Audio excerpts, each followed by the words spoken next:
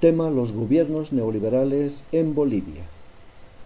El neoliberalismo es una corriente política económica que promueve la intervención del Estado al mínimo. Hace referencia con énfasis tecnocrático y macroeconómico, pretendiendo reducir al mínimo la intervención estatal, tanto en materia económica como social, defendiendo el libre mercado capitalista como mejor garante del equilibrio institucional y el crecimiento económico de un país, salvo ante la presencia de los denominados fallos de mercado, libre mercado. Comprender esto lo haremos con gráficos. ¿Qué es el neoliberalismo entonces? Una corriente política y económica que promueve la intervención del Estado al mínimo, es decir, que el Estado se reduce en su accionar a lo mínimo, como se ve en este gráfico. ¿Ya? Vamos a agrandar un poco nuestro gráfico. Ahí tenemos, ¿no?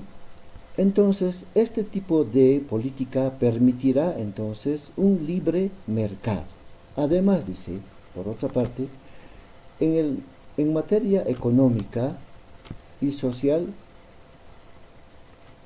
la intervención mínima del Estado, pero nos promete una política económica de inversión en los estados, lo que no es cierto. En la realidad, solo unos cuantos se benefician de la capitalización o privatización en los estados. La mayoría de los ciudadanos quedan al margen del progreso. En Bolivia se dio ese caso. Se privatizaron empresas importantes estratégicas como la ENDE, YPFB, Entel, ENAF, Yo Aeroboliviano, ENFE, que pasaron a manos privadas, causando un descontento social, como se ve en el cuadro. ¿Ya? Además, defiende el libre mercado capitalista como mejor garante del equilibrio institucional y el crecimiento económico. Nos dice que los estados crecerán económicamente, ¿no? Una política económica buena, pero no es así. En la realidad, quienes crecen económicamente son aquellos empresarios dueños de grandes transnacionales que ven al planeta como un lugar de juego para sus beneficios y sus propios intereses. ¿Ya? De esa manera se nota la presencia de clases sociales muy diferenciados en la actualidad. Por ejemplo, los ricos, cada vez más ricos, la clase media o los políticos, que son títeres de los ricos, y los pobres. ¿Listo? Como en este caso, Bolivia tuvo gobiernos títeres durante el periodo neoliberal, manejado, controlado por la política norteamericana y como consecuencia al pueblo empobrecido. Bien, ahora que revisamos rápidamente qué fue el neoliberalismo, veremos los gobiernos neoliberales en Bolivia. El primer gobierno neoliberal llegó en 1985, después de la UDP del 82 de Hernán Siles Suazo. Llegó al poder Víctor Paz Estenssoro, pero él no llegó limpiamente, se podría decir, sino que en las elecciones del 85, los mayores votados en las elecciones fue el MNR y la Acción Democrática Nacional. Ninguno consiguió el 50 más 1% para llegar al poder, así que el Parlamento decidió, los diputados, senadores, decidieron dar el apoyo a Víctor Paz Estenssoro en su cuarta gestión. Ahora veamos aquí a Víctor Paz Estenssoro. Da fin al nacionalismo del 52, es decir, en 1952 él nacionalizó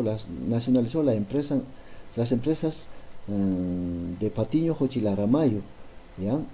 Y además hizo el voto universal, la reforma educativa, la reforma agraria, las cuales se olvidó. Ahora da inicio a un nuevo tipo de política económica llamado el neoliberalismo a través del decreto 21060. Por otra parte, inició una democracia pactada entre los partidos políticos para llegar al poder. ¿Cómo lo hacen? Con un coteo político, favoreciéndose cargos públicos políticos entre los partidos políticos que llegan al poder. Ahora veamos cuáles son las características del decreto 21060. 1. La liberalización de la economía, que quiere decir la eliminación del control de los precios. Antes el Estado controlaba el precio del mercado, la cual ahora es suprimida por libre mercado. El otro, libre contracción y despido de trabajadores. Obvio, en ese periodo muchas empresas cerraron sus puertas, sus producciones, despidiendo a gran cantidad de trabajadores. ¿Listo?